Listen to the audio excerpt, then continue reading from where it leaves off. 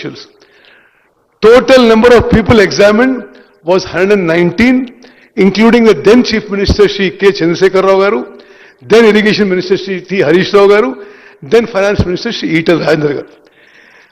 After giving everybody a fair chance, giving a fair inquiry, a transparent inquiry, the Commission of Inquiry submitted report on 31st July to the government.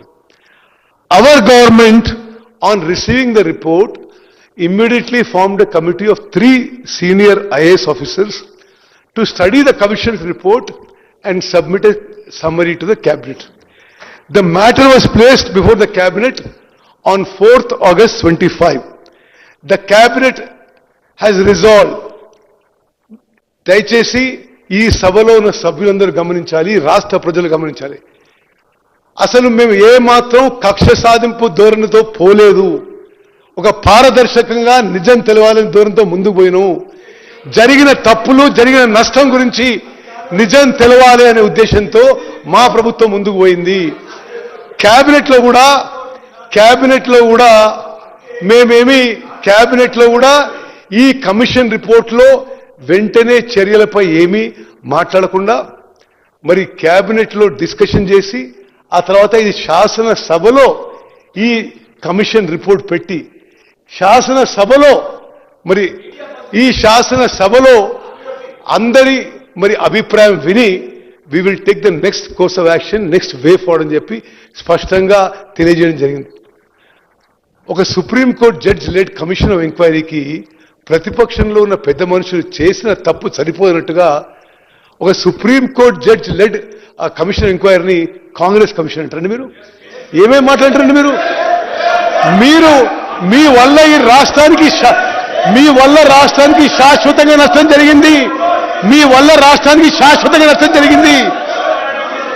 మరి the cabinet, the speaker sir, the cabinet resolve అంటే ఏమాత్రం కక్ష సాధింపు అనే ధోరణి లేకుండా ఒక democratic వేగా, ఒక పారదర్శకంగా, ఒక fair and neutral Vega cabinet చేసే తీర్మానం ఏంటంటే resolve to accept the report of the Commission of Inquiry, further resolve to place the same before Assembly for discussion.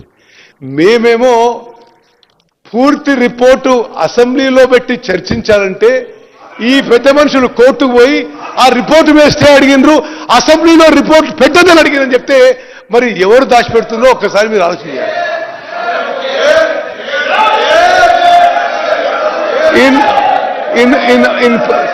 No, Speaker sir, let me finish. No, 1 minute. In pursuant to, no, I'm not yielding. In pursuant to the cabinet resolution, the report of the Commission of Inquiry is herewith placed in the Legislative Assembly. The summary of findings of the Commission of Inquiry, as obtained in pages 563 to 560, is laid on the table of the House. The conclusion on the terms of reference of the Commission of Inquiry, as contained in pages 630 to 645, are reproduced verbatim below for ready reference. And Adhyaksha, full report మేము చాలా పారదర్శకంగా అందరికీ ఇచ్చేయడం జరిగింది. మరి ఇందులో ఆ commission రిపోర్ట్లో కొన్ని మెయిన్ ఇష్యూస్ నేను చదివి వినిపిస్తా. This Supreme Court judge-led Commission of Inquiry has said as a summary, అంటే మేము ఏమాత్రం కక్ష సాధింపు ధోరణి లేదు, ఒక పద్ధతి ప్రకారం, ఒక ప్రొసీజర్ ప్రకారం, ఒక డెమోక్రటిక్గా, ఒక ప్రజల ముందుకు వచ్చే విషయం ఈ కమిషన్ ఆఫ్ ఎంక్వైరీ ఏ విధంగా మరి ఫంక్షన్ అయిందో, ఏ విధంగా అందరికీ అవకాశం ఇచ్చిందో తెలంగాణ ప్రజలందరూ గమనిస్తారు. The judicial commission has stated it is the then Chief Minister who can be directly and also vicariously made accountable for the irregularities and the illegalities in planning, construction, completion, operation and maintenance of the 3 barrages. ఆనాటి ముఖ్యమంత్రి direct responsibility ఉందని చెప్పి, accountable అని చెప్పి మరి judicial commission of enquiry has given a report. ఈ మా మాటలు కాదు, నేను ఒక్క మాట కూడా అటు ఇటు చెప్తలేదు. ఆ కమిషన్ ఆఫ్ ఎంక్వైరీ రిపోర్ట్లో ఉన్న మాట యథాతథంగా చెప్తున్నాను. మరి it is for the government to examine, to take action against them in accordance with law. Speaker sir, మీ ద్వారా యావత్ తెలంగాణ ప్రజానాయకానికి మరి తెలియజేస్తున్నాం. ఈ ప్రభుత్వం ఏమాత్రం కక్ష సాధింపు చర్యలకు పాల్పడలే విషయాన్ని మీరు గమనించాలి. క్యాబినెట్లో ప్లేస్ చేసినాం, చర్చించినాం, క్యాబినెట్లో శాసనసభలో ప్లేస్ చేసి అందరూ చర్చించడానికి అవకాశం ఇస్తామని చెప్పినాం. ఆ తర్వాతనే చర్యలు ఫెనీ విల్ బి దేర్ అని చెప్పడం జరిగింది. మరి ఇంతకంటే పారదర్శకంగా, డెమోక్రటిక్గా, ప్రజాస్వామ్యంగా ఇంకో ప్రభుత్వం ఉంటుంది అనుకున్నాం. అధ్యక్ష, ఆ కమిషన్ ఆఫ్ ఎంక్వైరీ కొన్ని మెయిన్ పాయింట్స్ నేను యాజ్ ఇట్ ఈజ్, అంటే నేనేమి ఇందులో ఒక్క వర్డ్ కూడా నాది కాదు, ఇది సుప్రీంకోర్టు జడ్జి లిఖితపూర్వకంగా ఇచ్చిన అభిప్రాయం. To enquire into the negligence, irregularities and lacuna in planning, designing and construction of Medigadda, Annaram and Sundilla barrages. Judge ఏమంటారంటే, it is held that there is wrong planning, and in some cases no planning in construction and completion of the 3 barrages in respect of preparation of estimates and granting administrative approvals and applying for and obtaining necessary permissions to approvals from the Central Water Commission. Speaker sir, మీ ద్వారా యావత్ తెలంగాణ రాష్ట్రానికి తెలియజేసుకున్నాం. మరి వాళ్ళకి ఎందుకు ఆతృతుందో లేకపోతే ఏం మాత్రం ఉందో కానీ సిడబ్ల్యూసికి డిపిఆర్ అప్రూవల్ కాకముందే టెండర్లు పిలిచి కాంట్రాక్టర్లకి మాట్లాడుకున్నారు, పనులు మొదలుపెట్టింది. Without any approval from contractor, any approval from CWC, the contracts are awarded. ఈ దేశంలో, ఈ ప్రపంచంలో ఎక్కడ ఇట్లా జరిగి ఉండదు.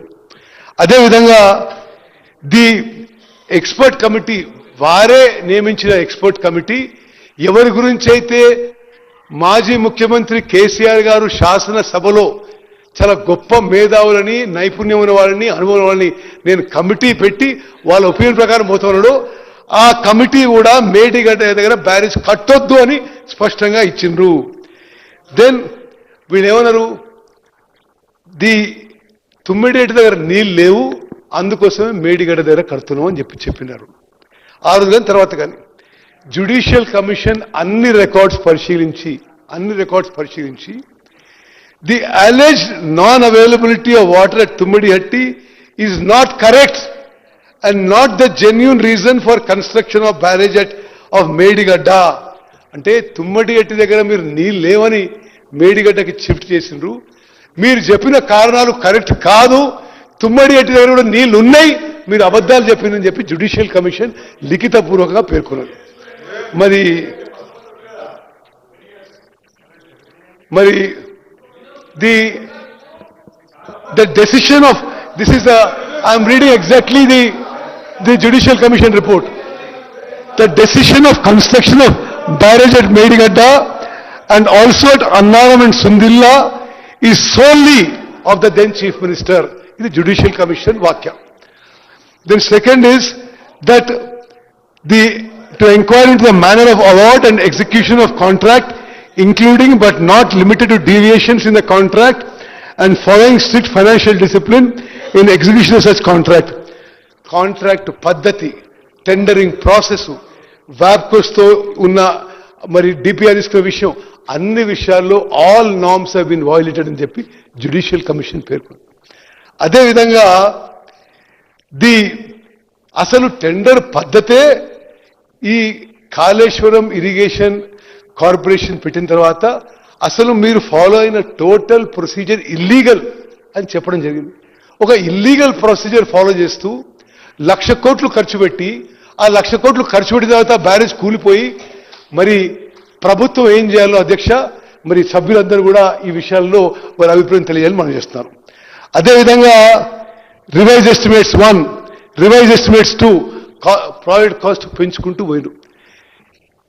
ప్రాణహిత చేవెళ్ల దగ్గర ప్రాజెక్ట్ కట్టి ఉంటే ఎప్పుడో 38,500 కోట్లతో ప్రాజెక్టు పూర్తయి ప్రాణహిత నుంచి చేవెళ్ల వరకు 16.5 లక్షల ఎకరాలకు నీళ్లొచ్చి ఒక 60,000 కోట్లు ఇప్పటి వరకే సేవ్ అయిపోయి, ఆ సొమ్ముతో పాలమూరు రంగారెడ్డి, కల్వకుర్తి, నెట్టెంపాడు, భీమా, ఎస్ఎల్బిసి, డిండి, దేవాదుల, సీతారాం సాగర్ ఈ ప్రాజెక్టులు అన్నీ కూడా ఆ అమౌంట్లో పూర్తయ్యాయి అధ్యక్ష. మరి ఆ విధంగా కాకుండా అమూల్యమైన ప్రజాసొమ్ముని ఈ విధంగా దుర్వినియోగం జరిగింది. అదేవిధంగా to enquire into the negligence and లకూనా in operation and maintenance of 3 barrages by the agencies concerned and the department, thereby leading to major damage to the structure. ఇది జ్యుడిషియల్ కమిషన్ రిపోర్ట్ లో there is absolutely no operation and maintenance of 3 barrages. There is no O&M manual even అని ఇది supreme court judge గారు observe చేసిన విషయం. జరిగిన విషయం ఏంటంటే వీళ్ళు ఇనాగ్రేట్ చేయగానే ఆ తర్వాత ఆ బ్యారేజీల కింద నుంచి లీక్ మొదలైంది. అప్పటి నుంచే ఆ ఇంజనీర్లే మొత్తుకుంటున్నారు ఈ నీళ్లు తీసేసి రిపేర్ చేయాలని. వాళ్ళకి నీళ్లు తీసేసే స్వేచ్ఛ కూడా అప్పుడున్న అధికారంలో ఉన్న మరి అప్పుడున్న ముఖ్యమంత్రి గారు, ఇరిగేషన్ మంత్రి గారు అలౌ చేయకుండా ఆ నీళ్లు అట్లనే స్టోరేజ్ పెట్టిండ్రు. ఆ రాంగ్ ప్రొసీజర్స్ తో ఆ బ్యారేజ్ కొలాప్స్ అయిపోయింది.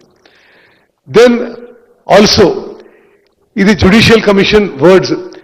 It is held that there are defects in designs, there are defects in drawings, defects in construction and defects in quality control. In fact, in the manner the construction work of these 3 barrages taken up and done, there appear to have no scope to check and ensure quality control. Adhe vidhanga aneka procedural issues lo kuda judicial commission has pointed out. Mari project complete kaakamunde completion certificate ichchesinడ్రు. అదేవిధంగా project complete కాకముందే bank guarantee ఇచ్చేసిండ్రు. అదేవిధంగా no justification for revise estimates, then no justification for extension of time. ఇవన్నిట్లో కూడా procedures మరి violate చేసి కాంట్రాక్టర్లకి మేలు చేసే విధంగా ఆనాటి ప్రభుత్వం ఆనాటి పెద్ద మనుషులు వివరించారని చెప్పి జ్యుడిషియల్ కమిషన్ రిపోర్ట్లో స్పష్టంగా పేర్కొన్నారు.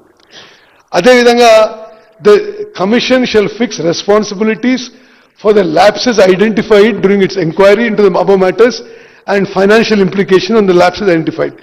So dantlo commission aanaduna mari political executive తో సహా అధికారులు అందరి పేర్లు పెట్టి ఎవరు దేనికి లయబుల్ అని చాలా స్పష్టంగా తెలియజేయడం జరిగింది.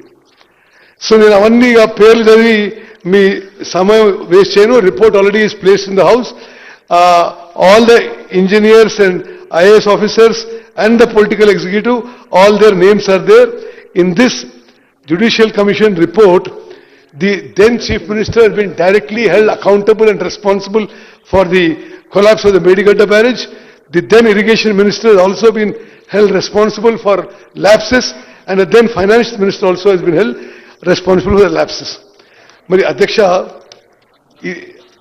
Prabhutvamu ఈ విషయాన్ని ఇంత పారదర్శకంగా 660 పేజీల రిపోర్టు మీ అందరికీ ముందు తీసుకొచ్చి ఈ శాసనసభ represent the house, represent the state, 4 కోట్ల ప్రజల యొక్క ప్రతిబింబం కాబట్టి ఈ సభలో ఆ రిపోర్ట్ ప్లేస్ చేసి వే ఫార్వర్డ్ నెక్స్ట్ స్టెప్ తీసుకోవాలని ప్రభుత్వం నిర్ణయించిన అధ్యక్ష. నేను కొన్ని ఫిగర్స్ చెప్తే మీరు ఆశ్చర్యపోతారు. ఇది మాటి మాటికి వాళ్ళు పదే పదే కాళేశ్వరం ప్రాజెక్టు వల్ల నీళ్ళు వచ్చినాయి, కాళేశ్వరం ప్రాజెక్టు నీళ్ళు వచ్చినాయి అని చెప్పి 10 ఏళ్ల పాటు ఒక అబద్ధము ప్రచారం చేసుకున్నారు. ఇది పచ్చి అబద్ధము. నేను మీకు ఫిగర్స్ చెప్తాను. These figures are from the records of government of India and government of Telangana including in your time. మరి అంటే మేడిగడ్డ బ్యారేజ్ నుంచి నీళ్లు లిఫ్ట్ చేసుకున్నప్పుడు ఎంత ఎకరేజ్, ఎంత ప్యాడీ ప్రొడక్షన్, కొలాప్స్ అయిన తర్వాత ఎంత అని. మరి 2021-22లో ఖరీఫ్ పంటలో 58 లక్షల ఎకరాలు, మరి రబీ పంటలో 31 లక్షల ఎకరాలు, మొత్తం 90 లక్షల ఎకరాలు. అదేవిధంగా 2022-23లో 115 లక్షల ఎకరాలు, 2023-24లో 115 లక్షల ఎకరాలు. మరి మేము అధికారంలో వచ్చిన తర్వాత మేడిగడ్డ, సుందిల్లా అన్నారం బ్యారేజ్ నుంచి